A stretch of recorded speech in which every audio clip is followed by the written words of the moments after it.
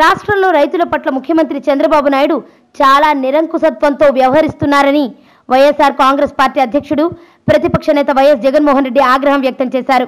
గిట్టుబాటు ధరలు లభించక అన్నదాతలు ఆత్మహత్యలు చేసుకుంటున్నా పట్టించుకోకపోవడం దారుణమని మండిపడ్డారు.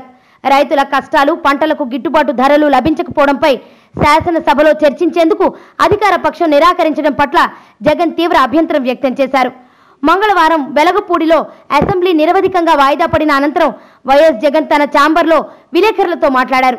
రైతుల గురించి అసెంబ్లీలో చర్చించడానికి నిరాకరించారంటే టీడీపీకి వారిపై ఉన్న ప్రేమ ఏ పాటిదో ఇట్టే అర్థమవుతోందని విమర్శించారు. రైతాంగం దీనస్థితిపై అసెంబ్లీలో చర్చిస్తే బాగుండేదన్నారు.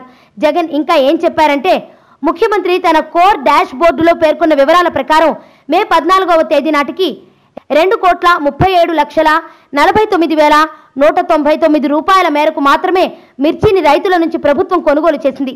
రాష్ట్రంలో రైతాంగం పరిస్థితి దారుణంగా ఉంది.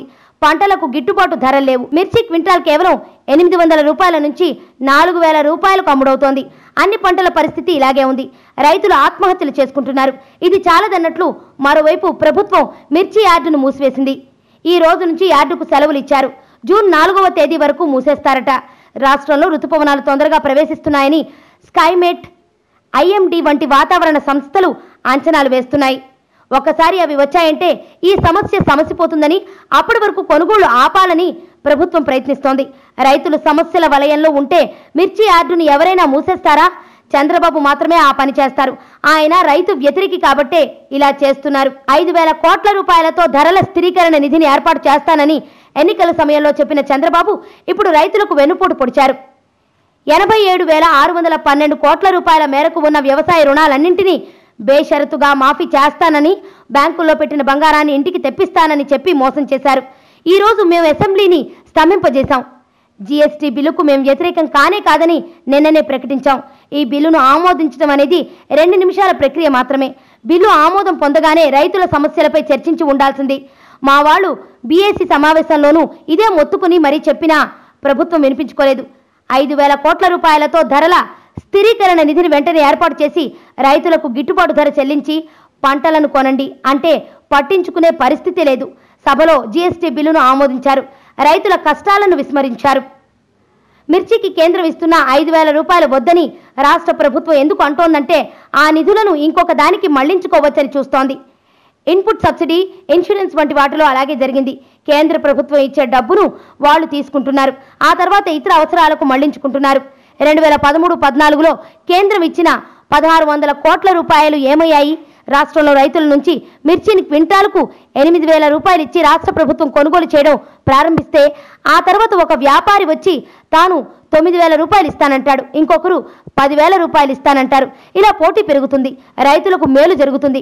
ప్రభుత్వం ఈ పని చేయకుండా రైతుల దగ్గర నుంచి మిర్చి కొనుగోళ్లను ఆపేస్తారా? ఇంతకంటే సిగ్గుచేటైన విషయం ఏమైనా ఉంటుందా అని వైఎస్ జగన్మోహన్ రెడ్డి నిప్పులు చెరిగారు. 5 ఆలే తన నినాదం అంటూ ముఖ్యమంత్రి చంద్రబాబు శాసనసభలో చేసిన ప్రకటనపై ప్రతిపక్ష నేత వైఎస్ జగన్ ప్రతిస్పందించారు. చంద్రబాబు తన పాలనలో ఆలకు నిర్వచనాలనే మార్చేశారు. ట్విస్టింగ్ చేస్తున్నారు. చంద్రబాబు చెప్పినట్లుగా ఆ అంటే అమరావతి కాదు, ఆ అంటే ఆంధ్రప్రదేశ్ కూడా కాదు.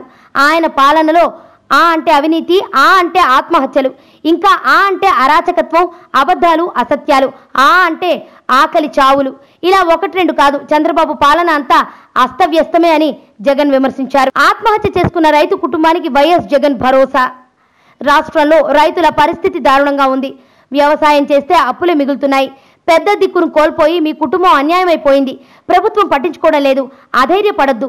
మీ కుటుంబానికి నేను, మా పార్టీ అండగా ఉంటాం. ప్రభుత్వం నుంచి 5 లక్షల రూపాయల పరిహారం ఇప్పిస్తాం. ఏ అవసరం వచ్చినా మా ఎమ్మెల్యేలు రామకృష్ణారెడ్డి, శ్రీనివాసరెడ్డికి చెప్పండి. మీకు అన్ని విధాల సహాయం అందిస్తాం అని ఆత్మహత్య చేసుకున్న రైతు రమావత్ లాలు నాయక్ కుటుంబానికి వైఎస్ జగన్ భరోసా కల్పించారు. గుంటూరు జిల్లా దావుపల్లికి చెందిన లాలు నాయక్ అప్పుల బాధతో ఇటీవల ఆత్మహత్య చేసుకున్నారు. ఆయన కుటుంబాన్ని వైఎస్ జగన్ మంగళవారం పరామర్శించారు.